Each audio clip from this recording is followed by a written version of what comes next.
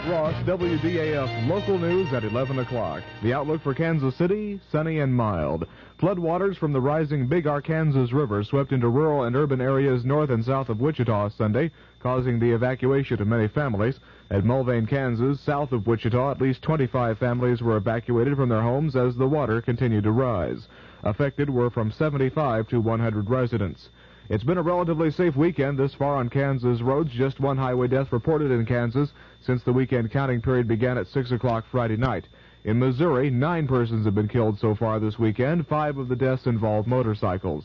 Missouri legislators return to work tomorrow, anxious to resolve a deadlock on the state's $2 billion budget. For some senators, it could be the last time they return to Jefferson City for a while.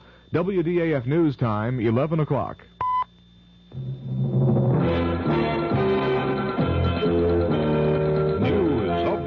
On the hour from American Information Radio.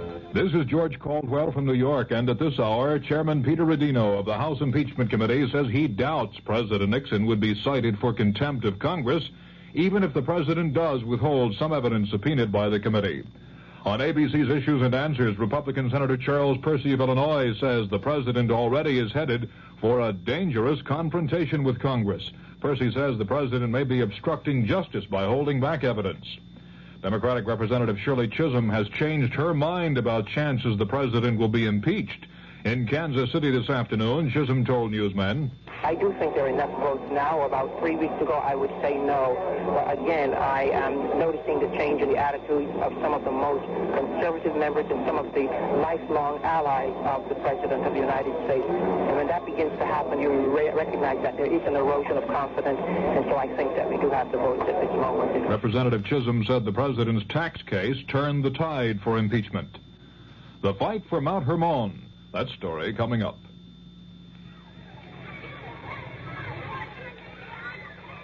Pollution, crime, substandard housing, energy crisis, corruption, inequality, vandalism. If you don't like these conditions, you can do something about it. Law Day, May 1st, reminds us that the great thing about our system is that people can have a voice in improving it if they understand it and if they use that voice in the many ways possible. Through involvement like helping to register voters, campaigning for candidates, voting. People of all ages can work to bring about change lawfully. But with almost half the population under 25, youth can make the difference. Learning what can be done and how should begin at an early age. Law Day urges young America to lead the way. Help preserve good laws. Help change bad laws. Help make better laws. A public service message of the American Bar Association and your state and local bar associations. Military officials in Tel Aviv say they don't have any information to support reports that Israeli soldiers moved into Lebanon today. Arab newsmen on the scene say an Israeli force took positions on the edge of Mount Hermon in southern Lebanon. Syria says its troops attacked 10 Israeli positions on the other side of Mount Hermon. Earlier today, correspondent Jem Bennett was on Mount Hermon. At least for a few hours, the Israelis, who have tenaciously held on to this position in the face of very heavy shelling by the Syrians, are not about to be pushed off. Their spirits remain high. They're a happy people, a happy group of soldiers. I don't see any dispiritedness among them. The plateau stretches out in a green carpet for miles. From here I can see Damascus, I can see into Lebanon, and it's the control of this mountain that gives the Israelis the advantage in the Golan Heights. This is Jim Bennett, ABC News, atop Mount Hermon. Newsweek magazine says the FBI has turned up valuable new leads in the Hearst case. Newsweek says numerous undercover agents have infiltrated the neighborhood where the Symbionese Liberation Army was headquartered and may actually have found the house where Patricia Hearst was taken. Tornadoes hit 3 counties of eastern Wisconsin this afternoon, killing 2 people and injuring at least 36. Police Captain Don Utak tells what a twister did in Oshkosh, Wisconsin. Oh, it did quite a bit of damage. There was some areas that are residential and some are commercial areas. Broke windows, tore roofs off. Some of the homes were torn apart completely. And it seemed to touch down, then raise up and skip an area, and then touch down again. Utak said there were about 20 injuries in Oshkosh. One man is reported dead because of flooding along the Souris River in the southern part of North Dakota. About 3,000 people have been evacuated from their homes in the North Dakota flooding. On Broadway tonight, the Tony Award for Best Play went to The River Niger. Best Musical is Raisin. Best Actress in a Musical, Virginia Capers in Raisin. And the Tony for Best Actor, Michael Moriarty for Find Your Way Home. This is Information Radio News. From the Kurt Murr Sports Desk, the Chicago White Sox scored 7 times in the 6th inning and went on to an 11-7 victory over the Kansas City Royals today. The highlight was Brian Downing's bases-loaded triple. Downing also homered. John Mayberry had a 2-run homer for the Royals, while Tony Soleta added a solo shot. California's Lee Stanton hit a 3-run homer to cap a 6-run rally in the 8th inning and lead the Angels to a 9-5 victory over the Oakland A's. The uprising came against 3 Oakland pitchers, Vida Blue, Raleigh Fingers, and Darryl Knowles. Stanton's homer was his 4th of the season. A 3-run double by Mike Phillips and a tie-breaking single by Steve Ontiveros in the 8th inning boosted the San Francisco Giants to a 6-4 triumph over the Los Angeles Dodgers. The Dodgers' Andy Messersmith entered the frame with a 4-hitter and a 4-1 lead before the Giants exploded for 5 runs. Chris Speyer drove in the final run of the inning with a single. Veteran Joanne Prentice sank a 3-foot putt to defeat Jane Blaylock today on the 4th playoff hole to win the title in the Dinah Shore Winner's Circle golf tournament. Miss Prentice, an 18-year veteran of the tour with 4 prior victories, holed her birdie putt after Miss Blaylock's attempt at a 12-foot birdie went beyond the hole. She collects $32,000 for winning this richest ladies tournament in history. And Chris Efford won her 9th consecutive clay court title today by methodically crushing Australian Kerry Melville 6-0, 6-1. Miss Everett takes home $10,000 for her victory in the tourney at St. Petersburg, Florida. The Kansas City forecast for the remainder of tonight, mostly fair and cooler. The low tonight in the upper 40s. Partly sunny and mild tomorrow with a high in the upper 60s. Fair and cool Monday night with a low in the 40s. Tuesday, mostly sunny and warmer with a high around 70. Currently clear skies, calm winds, the humidity 58%, and 60 degrees in Kansas City. This is Pat Ross, WDAF News.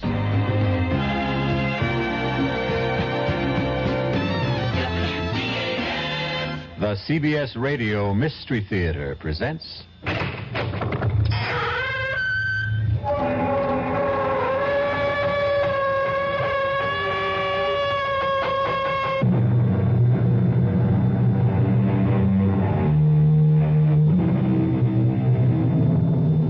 Come in. Welcome. I am E.G. Marshall. Welcome to the terrifying world of your own imagination. I have an unusual story about foreign intrigue, murder, and love. Interesting combination? You know, that great mystery writer Edgar Allan Poe once wrote that the best way to hide something was to leave it in full sight. And that's what this story's about. Steve Nash, agent for the Federal Narcotics Bureau, was awakened from a sound sleep by his chief. Steve, Manny and LaFaro got it tonight. Wounded? Dead. Oh, no. Manny's wife just had a baby. She's still in the hospital. Start packing a bag right now, Steve. Am I going somewhere? Paris, and anywhere else you feel it necessary to go from there. Paris? Now, don't get happy. It's not exactly a vacation, Steve. You're in for plenty of trouble.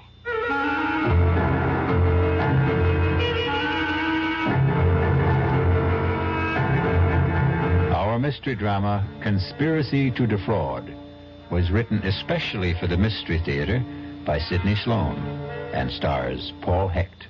It is sponsored in part by the Kellogg Company, makers of Kellogg Special K cereal, and by Anheuser-Busch Incorporated, brewers of Budweiser. I'll be back shortly with Act One.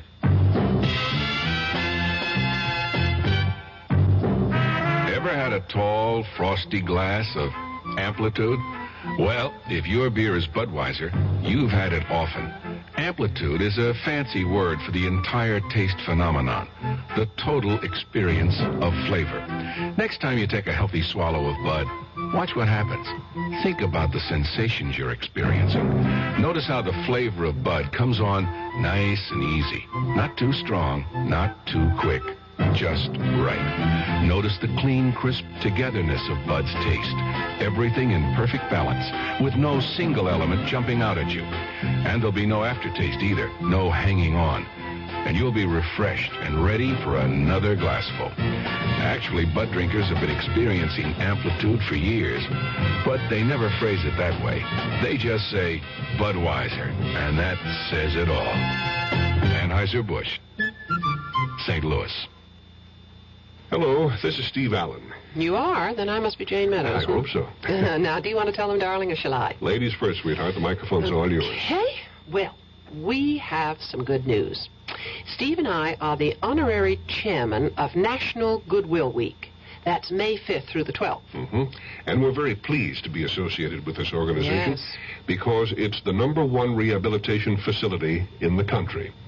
You see, Goodwill believes in people, and its business is helping the handicapped help themselves. Mm-hmm. And you know, Steve, with most of us these days devoting a good portion of our time combating the energy crisis, we tend to forget about the battle that handicapped people face every day just to survive. Very true. But that's where Goodwill Industries comes in. It offers them a chance to learn a trade, earn a living, and regain their self-respect. Yes. Well, our time's about up, Jane, so remember, folks, be good to Goodwill. Especially during the week of May 5th through the 12th.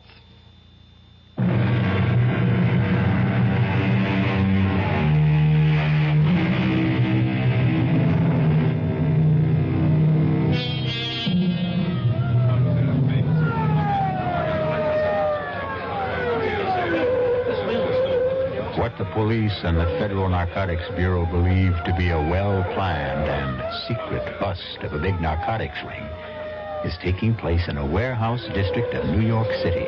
Stand by, Sergeant. I'm going to talk to them on a bullhorn. If they don't come out, we go in. Right, I got it. You are completely surrounded. I repeat, you are completely surrounded. Come out with your hands behind your head, and we will not fire. Come out with your hands behind your head, and you will not be harmed. Keep the windows covered. I'm going to blast the lock on the door. That's got the door. Let's go. Looks like there's nobody here. Careful, it might be a trap. This is your last chance. Come out with your hands behind your head. Cover me. Hit the lights. Wait a minute. There's the body. Careful, careful. Chief, it's Manny. He's dead. Manny. LaFaro may be here, too. He's here, Chief. Still alive? No. Dead. They got him, too.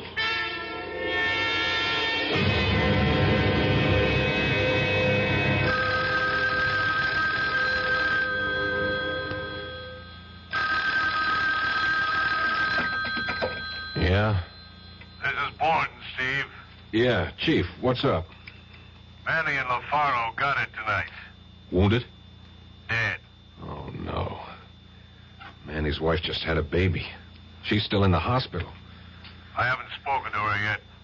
Talk to Mrs. LaFaro. Took it hard, eh? I hate this job. Steve, you're a good friend of Manny's. Would you talk to his wife for me? Sure, I'll go to the hospital first thing in the morning. Rotten business. Better start packing a bag right now, Steve. Oh, am I going somewhere? Paris. And anywhere else you feel it necessary to go from there.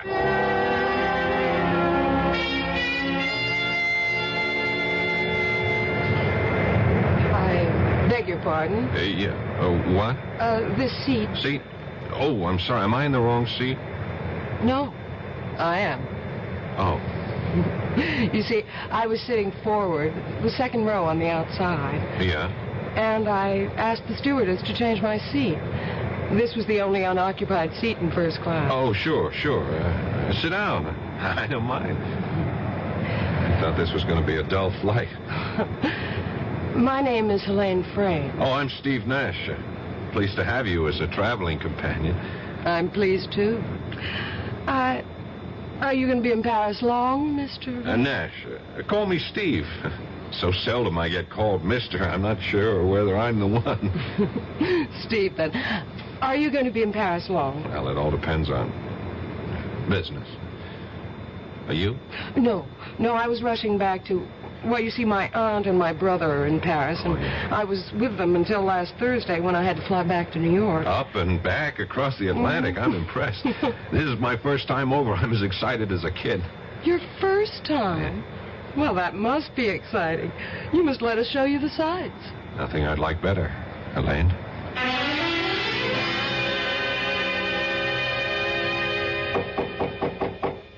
Entrez. Inspector Boivin? Oui. You are Stephen Nash, Federal Narcotics Bureau? That's right. Entrez. Come in, please. I've been expecting you. May I say that we are not pleased by this visit. I'm sorry, I didn't set it up. Oh, it is not personal, you understand. But we feel that France is, how shall I say it, is being insulted by the charges that we are the center of the illicit narcotics trade in Europe. Inspector, a lot of heroin is getting into the States. We know it's coming from France. Well, that is doubtful. In the last 6 weeks, we have intercepted and destroyed over 100 pounds of refined heroin coming into New York alone. From France? Definitely. 3 men from my department have died in the operation, and that is no exaggeration. Well, as you say, it is foolish for me to fence with you. That is not my job. As I understand it, Inspector, your job is not to question nor to argue. Your job is to cooperate. And that was the information handed down to my boss from the State Department. You may be assured of our cooperation.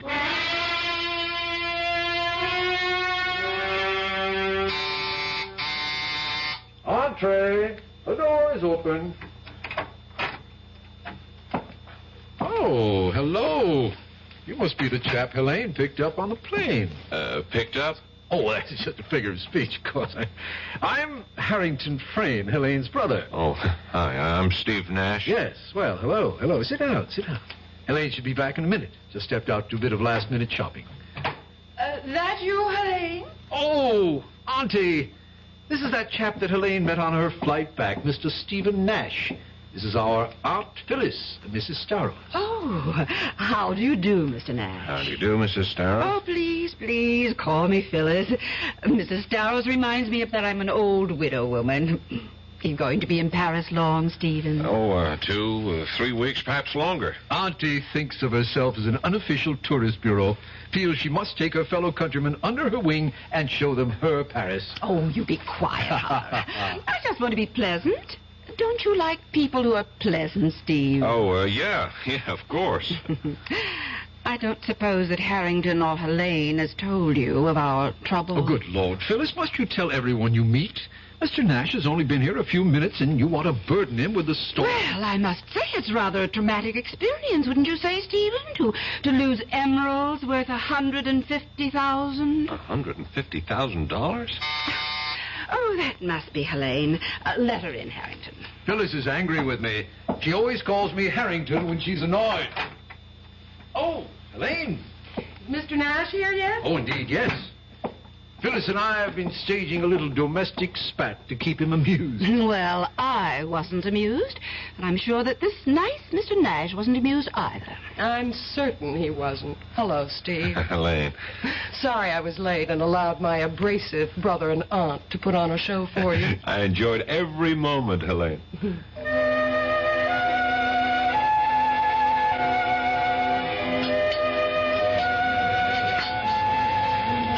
Penny for your thoughts, Steve. Oh, I'm sorry. I shouldn't have let the maitre d' seat us here in the window with a view of Notre Dame and the river. It is beautiful, isn't it? I was worried that perhaps you might feel that I'd steered you to a tourist trap. This place is frightfully expensive, you know. It's great. I'm on an expense account. Stop worrying. All right, I shall. And speaking of worry, you seem to have something bothering you. Is it something personal? Well, it's about my aunt and Harrington. Yeah? Well, you see, my aunt has lost a very valuable piece of jewelry. The emeralds. You know. One of the first things she told me when I called, worth $100,000 or more. They're insured for $120,000. Why should she worry? She's not worrying. I am. The emeralds are not lost, strayed, or stolen. What? It's just a stunt to bilk the insurance company. She's being very foolish. She's desperate. She's completely without money. For that matter, both Harrington and I are, too. If they go through with this insurance swindle, they're going to be in big trouble. Even a professional crook would have serious problems, and they're... rank amateurs. When I went back to New York to see if I could raise some money... no good, eh? Aunt Phyllis has been to the well too often. No credit. Well, why doesn't she sell the emeralds, honestly? Well, I believe it's Harrington's idea, but he wants her to sell them to some... Fence? Yes. And also collect the insurance. He's made several tentative moves in that direction. He's spoken to several mysterious callers. I don't know how far the transaction has gone.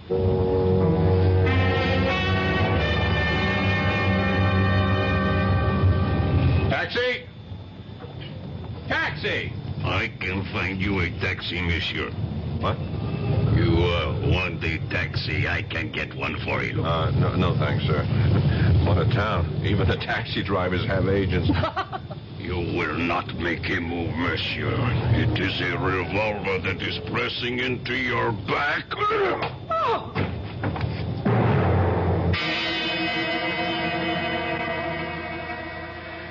Perhaps you underestimated your strength, Gab. The blow on the head... No, he'll be all right. We dropped her at the Concord. That is the hotel where she is staying, is it not? Yes.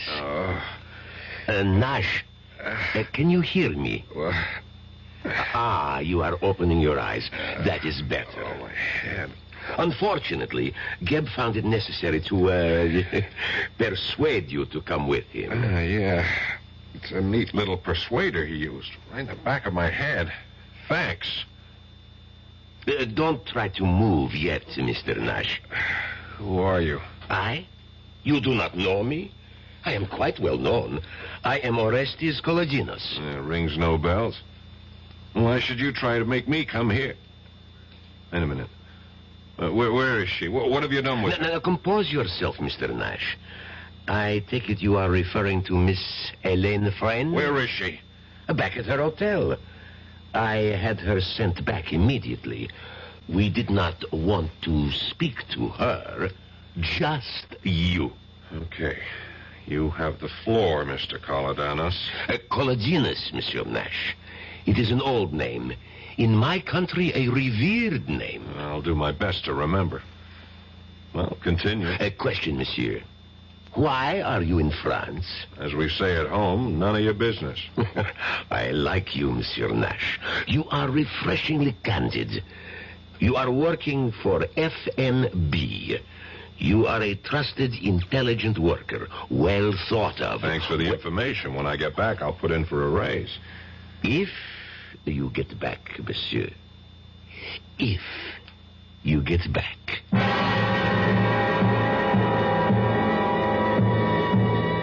There is no doubt in Steve's mind that Kolodinos would and could carry out his threat.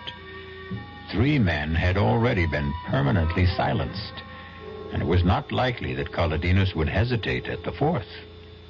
I'll be back shortly with Act 2. Great taste in the morning. Kellogg's has that wholesome taste to get you up and grinning. This is Jerry Coffer for Kellogg's Special K. You know, for years we've been talking about the Special K breakfast, a great way to start the day if you have a weight problem. You may have seen or heard our latest commercials, which symbolize the problem of being a few pounds overweight by using this ball and chain. That's the sound effect. But so many people have come to know the Special K breakfast that can help solve weight problems, they sometimes forget that Special K is America's favorite high-protein cereal. It has 8 essential vitamins and iron, and so delicious that lots of folks, kids as well as adults, eat Special K just for the sheer good taste of it. So we don't want you to think that you have to wear a ball and chain to eat Special K. All you need is an appreciation for the finer things of life, a 1-ounce bowl of Special K, 4 ounces of skim milk, tomato juice, coffee, and maybe a little sugar. The Special K breakfast can help you lose weight all by itself, but it really is a good start. The Marine Corps Reserves are looking for a few good men to help keep the peace. We're looking for men who understand that nobody likes to fight, but somebody has to know how. We want men who want to see their children grow up in an age of peace. Men who will do more than wish for it. Men who will work for it. Men who don't need the draft to know there's a job to be done. Men who ask themselves what they can do for their country and do it. We're looking for a few good men to stand with the Marine Corps Reserve. No shortcuts, no compromises, no promises except one. You'll be a Marine, and you'll be ready. That's the job of a peacekeeper.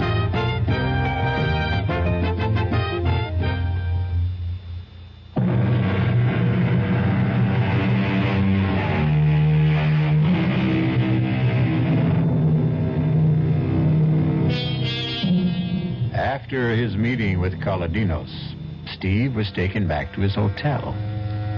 It was too late to do anything but call Elaine to reassure himself of her safety.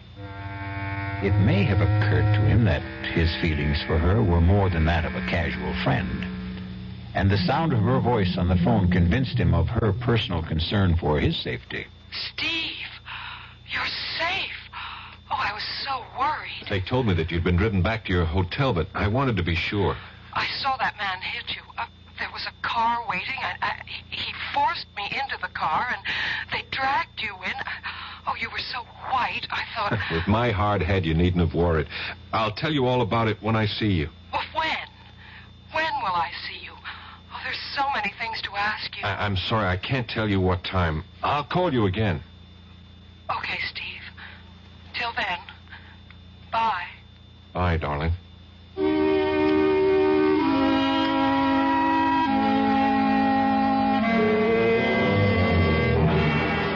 Ridiculous. Incroyable, monsieur. It could not have occurred. I tell you, he told me that his name was Kaladinos. It could not be he. It is a, how do you say, imagination, hallucination. This lump on my head is not the result of a vivid imagination, Inspector. And also, I have a witness. I was with a Miss Helene Frayne when the incident occurred. Frayne? Frayne is an English name? Possibly English in origin, but she's an American. She has a husband by name Harrington Frayne? No, that's her brother. This is a most interesting development. Monsieur Frayne was here not 20 minutes before you to report that his aunt, Madame Phyllis Darrow, had been robbed of a valuable collection of emeralds. I believe he estimated the jewels to be worth, I have the report here. Yes, 700,000 francs. In dollars, 150,000. Look, Inspector, let's stay with my problem. Now, what are you going to do about Kaladinos? Do? But you are jesting, monsieur. Monsieur Kaladinos is a very rich, very powerful man. And so he can get away with hitting a man over the head and forcibly detaining him, kidnapping him, threatening him? Monsieur Kaladinos could not have been involved in this matter. What do you mean? I spoke to him. He introduced himself. He insisted that I pronounce his name correct. It was not Kaladinos, monsieur. Who was it then? What was this man's purpose in posing as Kaladinos? That, monsieur, I cannot answer. But I know that it could not have been Kaladinos. He is just at this time, 1900 hours, arriving in France at Orly Airport in his own plane.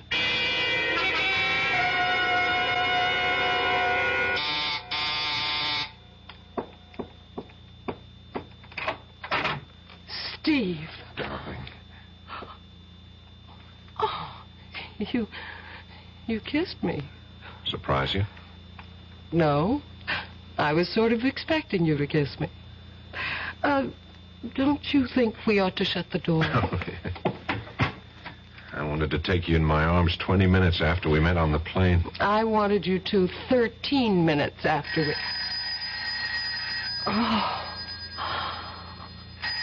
Oh, damn, let's ignore it. You better answer it. Oh, dear. Yes? Yes, he's here. Steve, it's for you. New York calling. Oh, yeah, I left word at my hotel where I was going to be. Here, darling. Oh, thanks. Hello?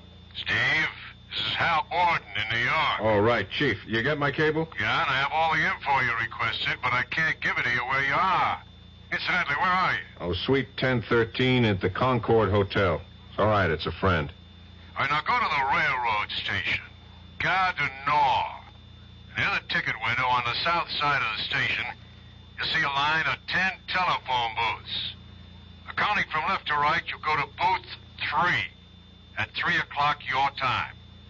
You better get to it 15 minutes early to be sure it's available. Now, wait a minute, Chief. Let me see if I got it all. Gare du Nord, 3 o'clock, third booth on the south side of the station, counting from the left. Correct.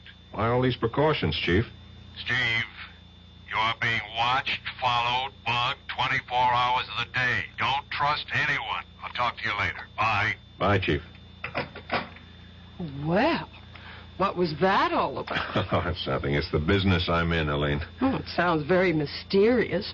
Rushing off to the Gare du Nord to receive a phone call at 3 o'clock in booth 3. Oh, I almost forgot. What? When I came into the hotel just now, the clerk at the desk, he gave me a message for you. Hang on, I got it here someplace. For me? I think it's for your brother. What did I do with it? Ah, darn it. Well, don't be upset. It's probably nothing important. Hang on. I can remember it. It was very short. Just call El Morey. What? Yeah, it was, sounds sort of Arabic. El Morey. E-L-M-O-R-E-Y. Did you ever hear of it before? Oh, no. Maybe. I'm not sure. You seemed a bit upset when I mentioned it. Well, I was, actually. I think it's the man Harrington has been trying to contact. About the sale of the emeralds? Yes. We've had several calls. I've heard him deep in muffled conversation on the phone at least 3 times in the last week. Elaine, you can't let them... You've got to help me. I'm desperate. I can't think how I can stop them. Except by going to the police, as you said. Oh, not that. No. Well, that would be the last resort.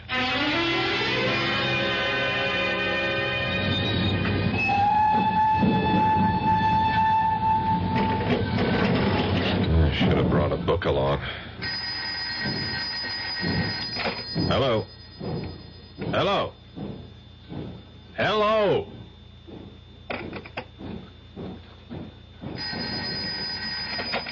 Hello? Hello, Steve? Yeah, Borden. Steve Nash. Steve, is that you? Yeah. Good. I'm glad you got to the booth early. I'm 7 minutes and 35 seconds early. Now, Exactly. listen. We have reason to believe that we may be bugged right here at headquarters. Here's the info on Colodinas. He's a rich exporter of olives and olive oil. He's dabbled in other things, art, petroleum, some shipping. But mainly olives and olive oil, eh? Clean? Well, who knows? Then explain why he picked me up, brought me to this place, and gave me more than a gentle warning to get the hell out. I don't get it. He's reputed to be one of the richest men in Europe. Now, here's what I wanted to tell you. We have it on good authority that a very large shipment of raw opium came into Marseille yesterday. It'll take a few days to process, and then the refined product will be slipped out of France for here. Do the French know? They're just being told through official channels. We've asked them to check all personal baggage going out of France. Going out? Big order. I know. It's going to be tough to check. A lot will slip by. We'll have to try to spot it here. Wait a minute, Chief. What is it? Someone just slipped into the booth next to mine. Public phone, Steve. This guy I recognize.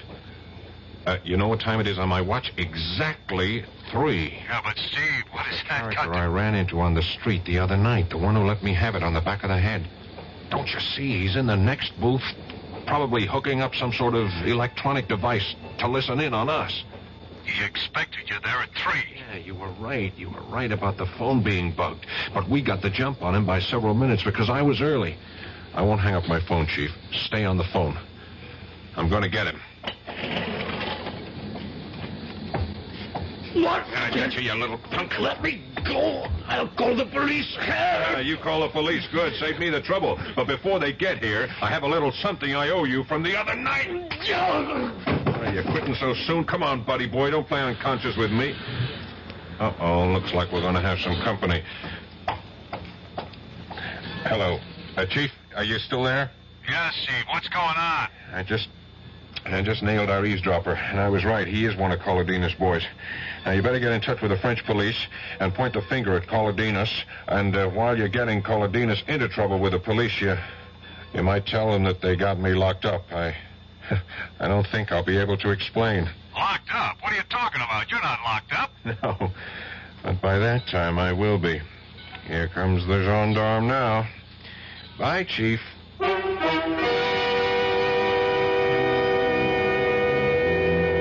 It is one thing to point the finger at Colodinos. It is another to pin him down. Colodinos is a man used to wielding great power, a very cunning and wily antagonist. We'll be back shortly with Act 3. Hello, this is Goldilocks. It seemed like only yesterday that I was a little girl tasting porridge. You know, this one's too hot. This one's too cold. And now I conduct taste tests on diet drinks. And there's one I must tell you about. Sugar-free Diet 7-Up. It has a fresh, natural, delicious taste. It drives my taste-o-meter crazy. Sugar-free Diet 7-Up. This one's just right. Hi, I'm Nanette Fabre. 11 million Americans have an untreated hearing problem, including 3 million school-age kids. I was one of those kids, but I got help. Most hard-of-hearing people can be helped either medically or through amplification. There is a Better Business Bureau booklet that may help you, and it's free. Write Better Hearing Institute, Box 1840. That's 1840, Washington, D.C. You want to hear what you're missing. Your contributions to care have given help and hope to millions of needy people around the world. When they were hungry, you nourished them. When they were thirsty, you brought them safe water to drink. When they were sick, you made them well. When they were homeless, you provided them shelter. When they could not read, you helped build their school. When they were without hope, you showed them how to help themselves. CARE, the International Aid and Development Organization. By helping one human being anywhere, you help mankind everywhere. People who need care need your help. Please send your dollars to CARE, Department 2, New York 10016.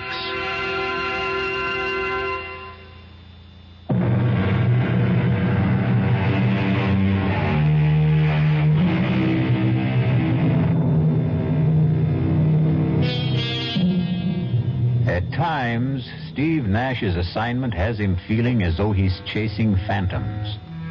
He keeps reaching out to grab something tangible and ends up with empty hands.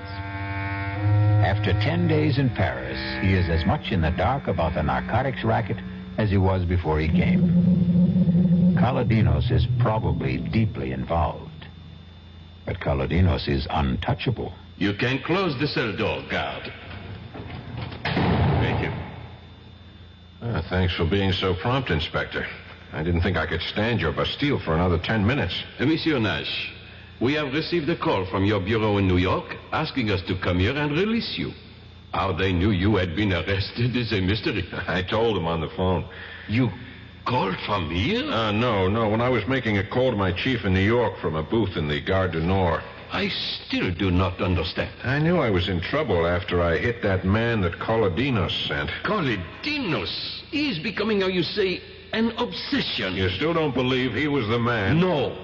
And I do not wish to continue this useless conversation. You have been released. You may leave. Good day. Hey, wait a minute, Inspector. What happened to the man I hit? He was treated for his injuries and sent home. Hey, let him go. He is Colodinos, man. He's the one who cracked me over the head and took... Monsieur, I will not listen to more from you. I am 3 years from retirement, and I am not stupid to jeopardize my pension. What's your pension got to do with this? What, indeed? I have told you that Monsieur Colodinos is very important, very powerful. You're afraid of him? I would not exactly say that. Well, I would exactly say it. I think he's the fat butterfly I came here to catch. And I'm going to net him with your help. Or without it.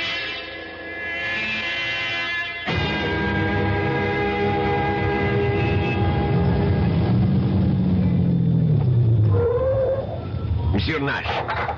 Monsieur Nash. Here. Well, Mr. Kaladinos, fancy meeting you here. May I give you a lift? No, thank you. My head still aches when I remember my last ride in your rolls. Get in. We're tying up traffic parking here. Come on, you're perfectly safe.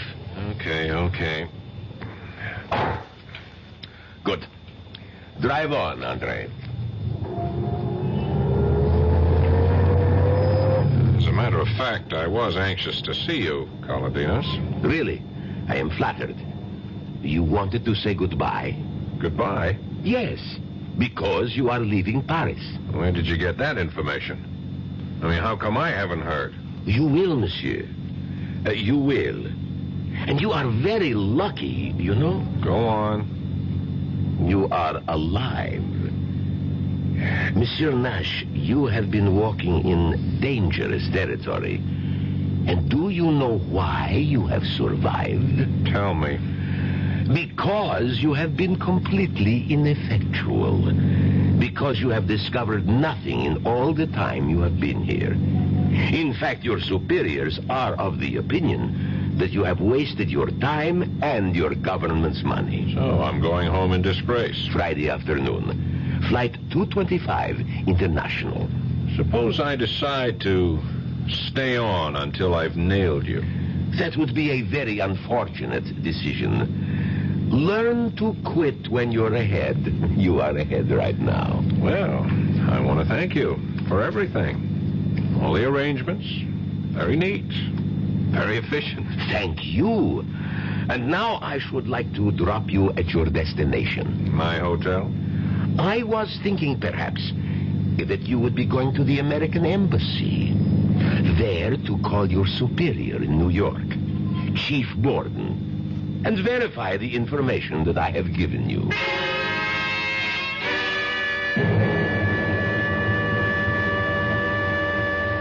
Borden here. Steve? Right, Chief. Been trying to reach you all day. I haven't got good news for you. I know. I'm coming home Friday. Sorry, Steve. I'm just following orders. Oh, don't bother to explain, Chief. Someone over here doesn't like me, that it? That's about it. Maybe because I'm getting close to something, beginning to press where it hurt. Well, if you want it straight, we got the info that you're having a big thing with a certain Miss Helene Frayne, spending government bread on her fancy restaurants, things like that. Yeah, no mention of Orestes Kaladinos in all the memos on me. No, not a thing. Marvelous. It's simply astounding how that overweight olive salesman can be everywhere at the same time. Wield influence strong enough to get our government to back down and still not show himself. Steve, I'm sorry. Yeah. I'm not fired yet, am I? No, not yet. It's nice to know where you stand. I'm still employed until Friday. That gives me 3.5 days. I'll do what I can for you, Steve. Thanks, Chief. I knew you'd say that. Now listen, call on me for anything I can do from here. Any time of the day or night. Now, here's my home number. Don't hesitate to call. It's 415-3132. Hang on. I haven't got a pencil or a paper handy. Oh, just remember the name McCauley. M-C-H-O-L-L-Y. That's how I remember all telephone numbers. I convert them to names. Oh, you use the letters on the telephone dial instead of the numbers? Yeah, it's an old trick. You remember, Steve? Can't forget. Macaulay. Okay, good luck, Steve.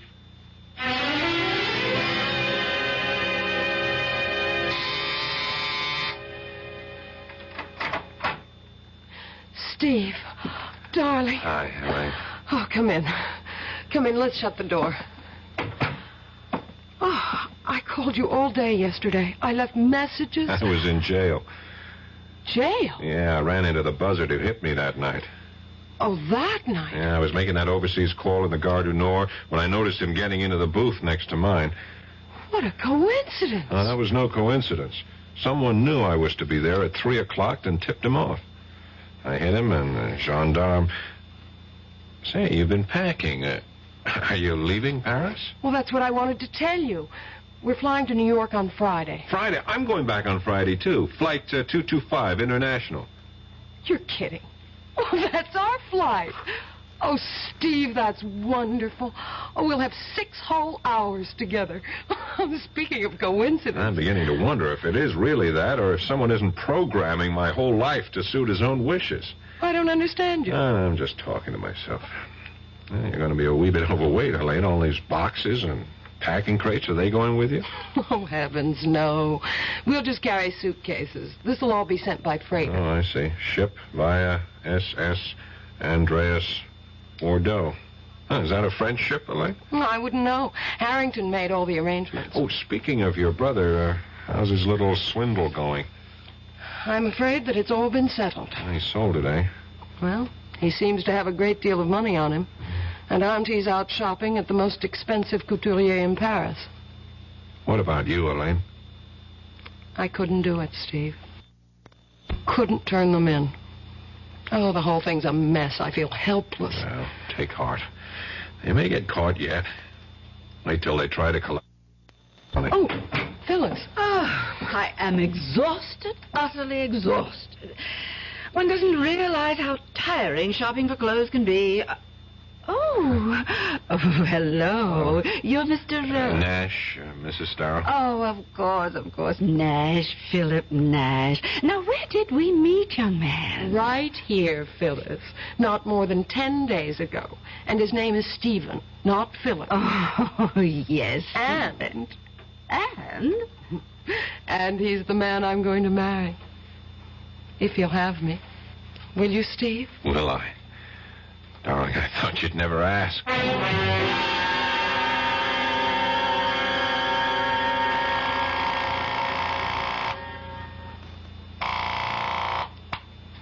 Hello? Chief, Steve. You know what time it is? Yes, 8 o'clock in the morning. Where you are, here it's just 2 o'clock in the morning. I just got to sleep an hour ago. I'm sorry, Chief. I had to call. It's urgent. Chief, I'm in Bordeaux.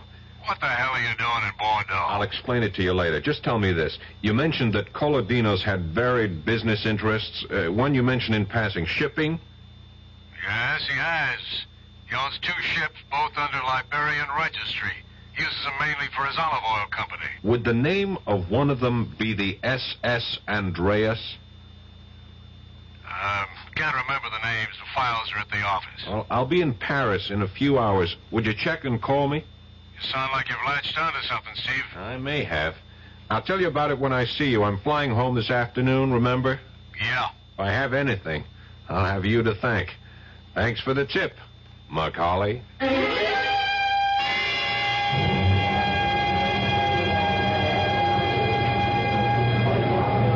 Now, really, I can't understand. I distinctly remember ordering all 3 tickets for first class. Now they tell me that we have 2 first and 1 tourist. Now, don't get so worked up about it, Har. I suppose you expect me to sit in the tourist class seat? No, I shall. Being a martyr, Helene? No, but I'll have more charming company in tourist than you, dear brother. Ah, here he comes now. Nash. That's right. Phyllis said he'd be on this flight. Steve, over here. I'm sorry I'm a little late. I had to wait for a call from New York. Hello, Harrington. Hello. Please excuse me. I've got to find Phyllis. She's buying perfume in the duty-free shops. She'll never know what time it is. Don't be too long. They'll be calling our flight any minute. Oh, Steve, I missed you. Where have you been for the last 2 days? Oh, a few things to wrap up before I left Paris. I wanted to take a look at a little more of the country. I may not be back for years, if ever. Well, why didn't you tell me? I'd have gone with you. Mademoiselle, monsieur? Oh, Inspector Boivin. Come to see us off, monsieur? Not exactly. Mademoiselle, Madame Starrow and Monsieur Harrington Frayne should also be present. They are here? They're here, Monsieur Boivin. My aunt is doing some last-minute shopping. Oh, here they are. Oh, I've had the most glorious time, Helene. Oh, Miss Nash and Monsieur Boivin. Well, I'm afraid I'm way over my quota. I have bought some big gallons and gallons. Pardon, madame, but we have very little time, and it is necessary that all your luggage be examined before you board. Be examined? At this end? We're going out, not coming in. I am sorry, monsieur. Regulations, if you will be so kind. Regulations? Since when? Tuesday this week. All luggage must be examined before departure. Red tape, bureaucratic red tape. If you'd stop arguing, we'd be through it in a matter of minutes. Quiet, Harrington. Now, Monsieur Boivin, where do we go? Please, be so kind as to follow me. You too, Monsieur Nash. Through this door, please. Our bags are already on the plane. They were checked through. You will find that all your luggage is on that table, ready for examination.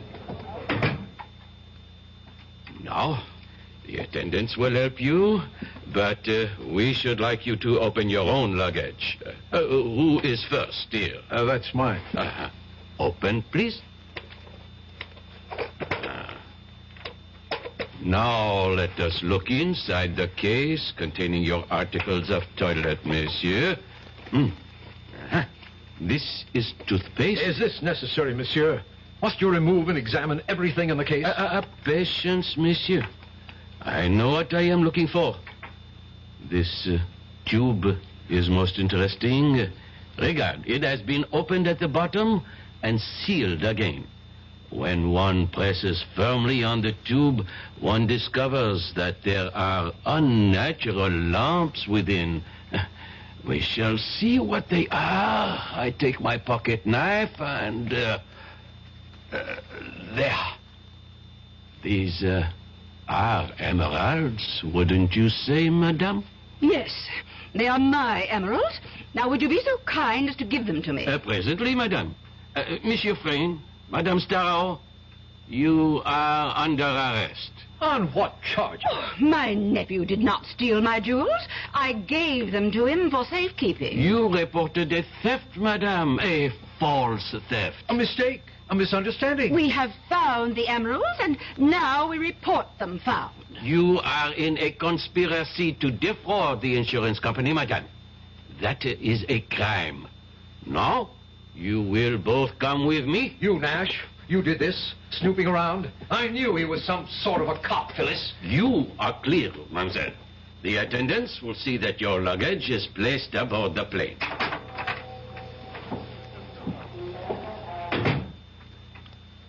So you finally decided to do it, eh, Elaine? Yes. I discovered that the emeralds hadn't been sold yet. Also, that Phyllis hadn't reported the loss to the insurance company. I knew the charges couldn't be too severe and would probably be dismissed. Of course, they'll probably never forgive you. Oh, I think they will in time. And I'll have you to console me, Steve. They'll be calling our plane now.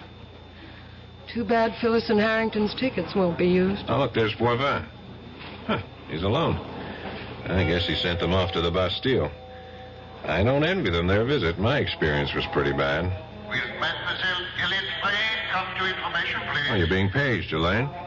I can't imagine what it is. Elaine Frayne come to information, Let's please? find out. Come on. You have a message for me? Oui, madame. Elaine Frayne? Yes. Ah, oui. Here, I have it here. Thank you. Merci. Oh, what is it, Elaine? You look worried. Nothing. Nothing, Steve. I just got to make a telephone call that I neglected to... there's a booth over there. Do you want me to come with you? No, wait for me here.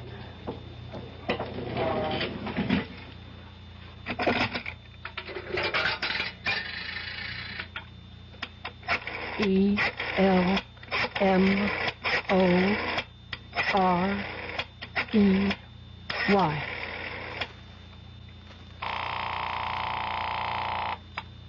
Yes? This is Elaine. I'm at the airport. I got your message. What message? The message of information. I was paged. What message? The usual. Call El Moret. You fool. You little fool. I sent no message. You've been trapped. You are caught. And so am I. They will be waiting when you come out of the booth. You have involved me, you stupid fool. Thank your American lover for this. You are under arrest, mademoiselle. Would you be so kind as to accompany me? Yes. Monsieur Nash, I leave the prisoner in your custody. Your plane is already boarding. You do not have much time. Thanks, Inspector.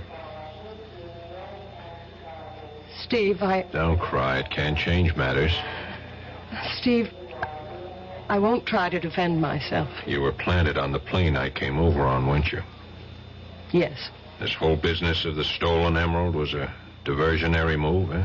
Harrington and Phyllis would be caught and the police satisfied with the capture. This would allow you to slip through. Yes. It's true. It's all true. We were the clearinghouse. The crates we sent to Bordeaux. I know. Narcotics. The ship SS Andreas belongs to Colodinas. I checked it out. Sailed yesterday for New York. 12 gallon tins in the cargo contain heroin, not olive oil. They'll be found when the ship docks in New York. I've wired ahead. I'm sure you have. So this has all been a performance. A charming charade to throw dust in my eyes. No, that isn't entirely true. Come on, Elaine. It started that way, I admit. Please believe me. I love you. Mademoiselle? Yes, I'm ready. Goodbye, Stephen.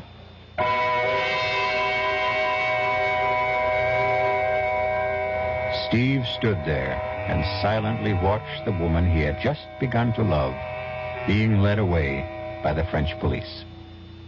For long minutes after she disappeared through the main doors, he stood there without moving. Finally, with an effort, he responded to the last boarding call for Flight 225. I'll be back shortly. Oh, sure. You can talk about good-tasting diet drinks, but I know. I'm Goldilocks, and here at my taste-testing laboratory, I taste-test them all. And nobody's been drinking my diet drinks until I tested sugar-free Diet 7-Up. And then, kabloomy! Every bear wanted some. Diet 7-Up is fresh, natural, delicious. Sugar-free Diet 7-Up. This one's just right. Pollution, crime, substandard housing. Law Day, May 1st, reminds us that if we don't like these conditions, our system allows us to do something about it. Through involvement like helping to register voters, campaigning, and voting, we all can help bring about change lawfully. With nearly half the population under 25, Law Day urges young America to lead the way. A public service message of the American Bar Association and your state and local bar associations.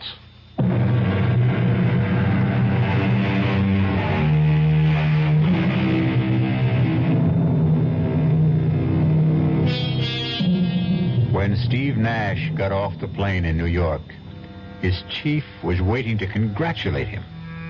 But all the praise and promises of a promotion couldn't wipe out the last look on Helene's face. He knew it would stay with him forever. Our cast included Paul Hecht, Suzanne Grossman, Ruth Warwick, George Petrie, Leon Janney, and Gil Mack. The entire production was under the direction of Hyman Brown.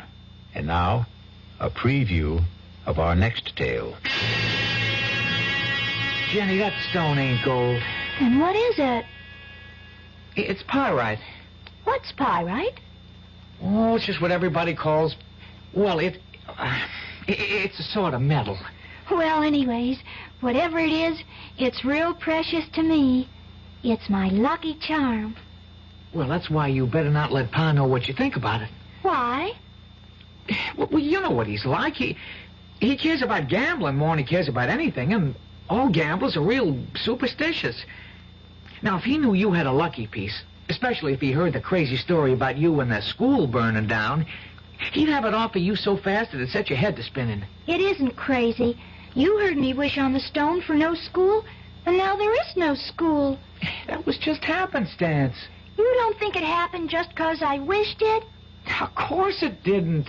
Then I'm going to prove it to you. Radio Mystery Theater was sponsored in part by new sugar-free Diet 7-Up. This is E.G. Marshall inviting you to return to our Mystery Theater for another adventure in the macabre. Until next time, pleasant dreams.